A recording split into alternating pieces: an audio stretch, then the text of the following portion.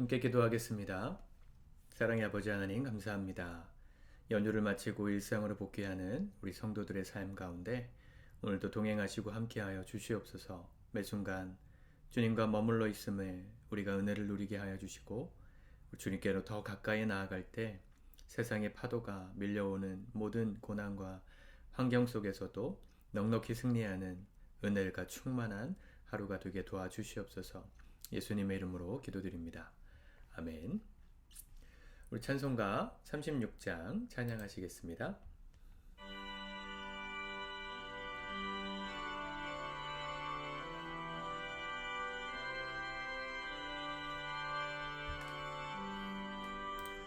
주 예수 이름 높이어 다 찬양하여라. 금멸유관을 들여서 만유의 주 찬양. 금멸유관을 들여서 만유의 주 찬양.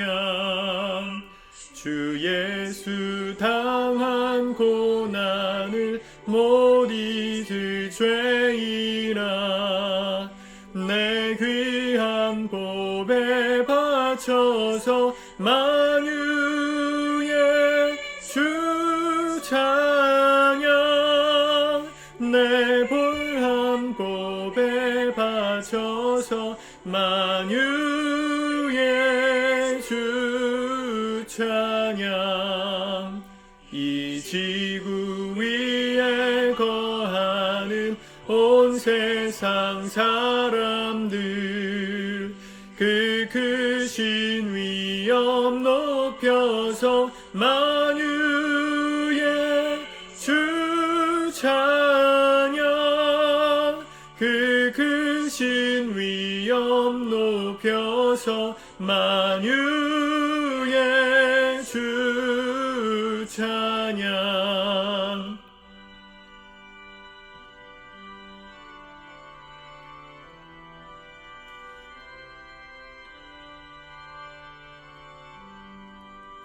주 믿는 성도 다 함께 주 앞에 엎드려 무궁한 노래 불러서 만유의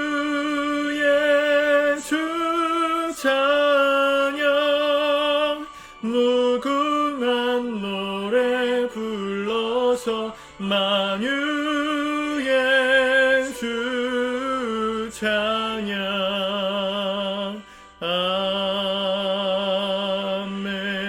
아멘.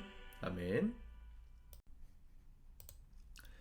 오늘 하나님 말씀 시편 53편 말씀을 같이 읽고 기도하도록 하겠습니다. 1절부터 같이 봅니다. 시작. 어리석은 자는 그의 마음에 이르기를 하나님이 없다 하도다.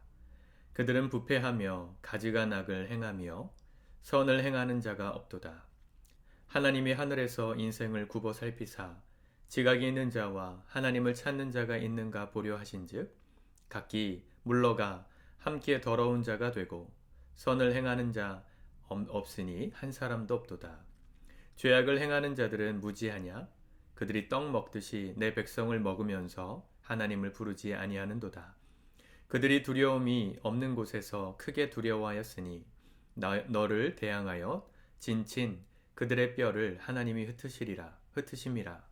하나님이 그들을 버리셨으므로 내가 그들에게 수치를 당하게 하였도다.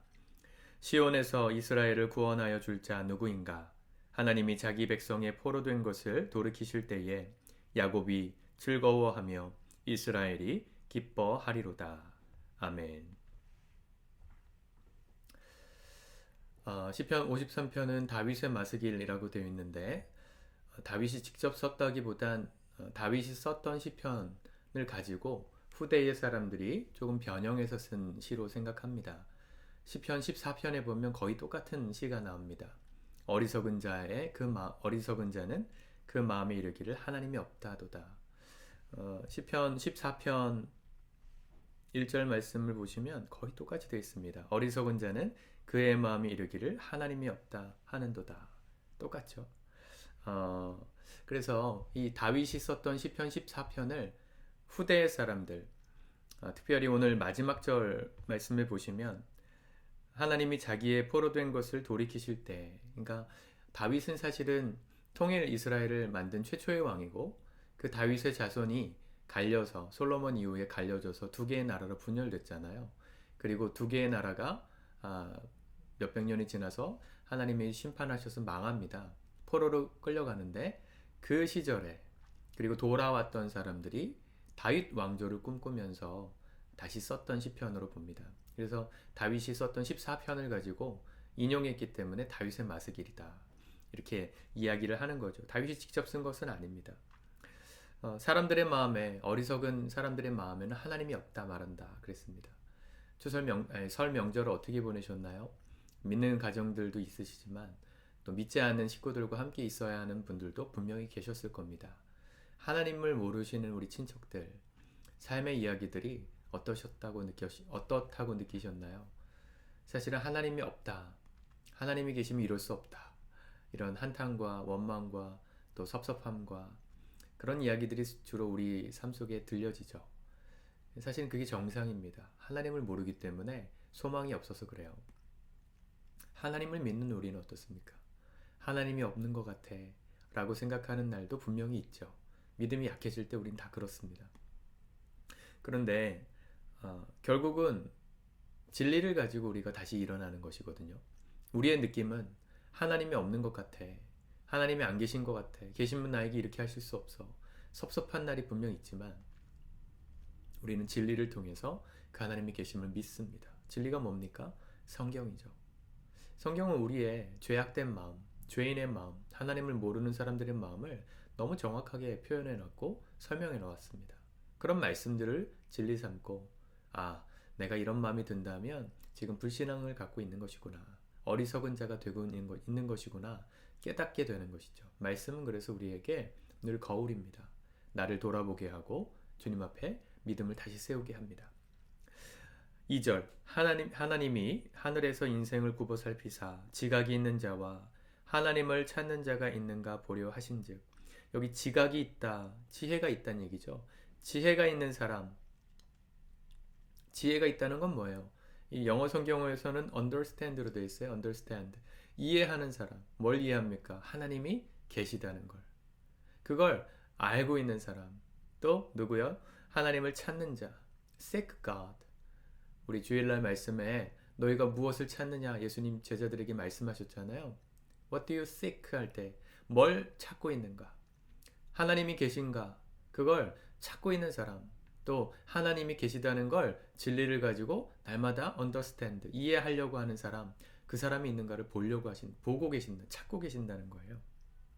그런데 3절에 보니까 각기 물러가 함께 더러운 자가 되고 선을 행하는 자 없으니 한 사람도 없도다. 개인과 공동체가 모두 하나님 앞에 범죄했다는 것입니다. 타락했다는 것이죠. 각기 물러가 함께 더러운 자가 됐다. 모든 사람들이 자기 갈 길로 갔다는 거예요. 공동체가 하나님과 상관없이 걸어가고 그렇다고 해서 개인은 괜찮은가? 선을 행하는 개인도 없더라. 이게 성경의 결론입니다. 여러분, 세상에서 하나님 같은, 하나님을 정말 잘 믿는 사람 같은 불신자를 보신 적 있나요? 저 사람은 법 없이도 살겠다. 저 사람이 가지고 있는 지혜 정도면 하나님 안 믿어도 잘 살 수 있겠다 싶을 만큼의 도덕적인 삶을 사는 것처럼 보이는 사람도 있어요. 근데 하나님은 그러한 사람들의 삶에 또 그들이 이끄는 세상 공동체의 삶에 대해서 선하지 않다 말씀하십니다. 선하고 악한 것의 차이는 어디 있다는 거예요? 하나님께 달려 있다는 것이죠. 하나님 안 믿는 사람이 들으면 되게 하나님 이기적인 분이시다 생각하실 수 있지만 세상을 만드신 분이 하나님이라고 전제하고 이 말을 들으면 당연한 이야기예요, 여러분. 만든 창조자, 크리에이터, 창조자의 의도대로 세상이 움직여야 안전하지 않겠습니까? 그분의 뜻이 선이죠. 그분이 설계하신 상황이 선이죠. 선한 거예요.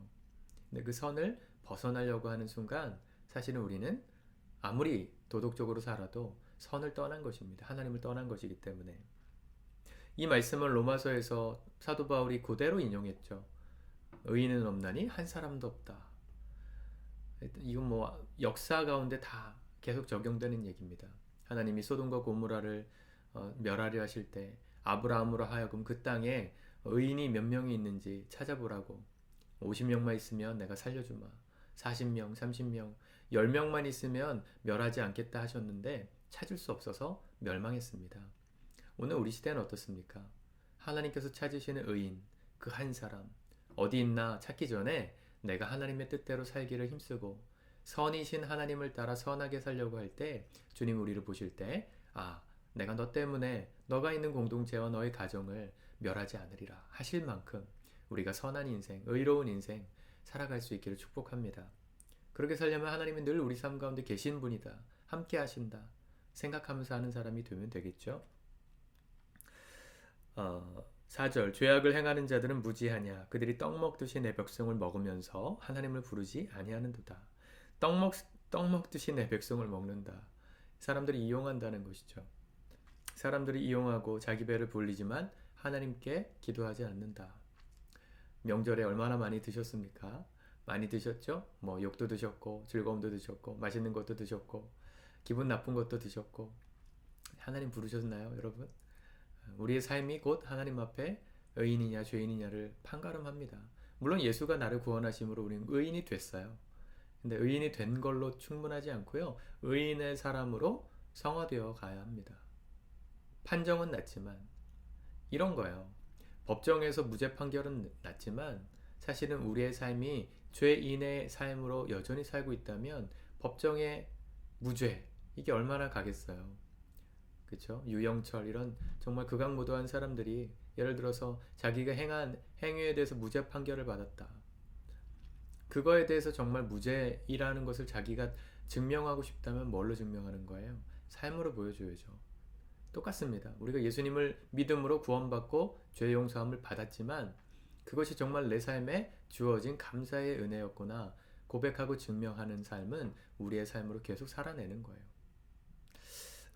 오늘 말씀을 통해서 내가 어리석은 삶을 살고 있나, 하나님 보실 때 지혜롭고 지각이 있고 주님이 찾으시는 삶을 살고 있나 분별하실 수 있길 바랍니다. 그리고 돌이켜서 오늘 주님 앞에 기도하고 내 배를 불리던 그 배를 잠깐 멈추고 하나님으로 배불리고 또 주님 주시는 은혜로 오늘 하루 잘 마무리하시고 또 승리하시기를 주님의 이름으로 축복합니다. 기도하겠습니다. 하나님 아버지 감사합니다. 말씀이 우리에게 기준이 되고 힘이 되어 주시니 감사합니다. 오늘도 주님 보시기에 지혜로운 자, 어리석지 않은 자, 주님이 찾으시는 자로 하나님 살아갈 수 있도록 우리 삶 가운데 동행하여 주시옵소서. 예수님의 이름으로 기도드립니다. 아멘.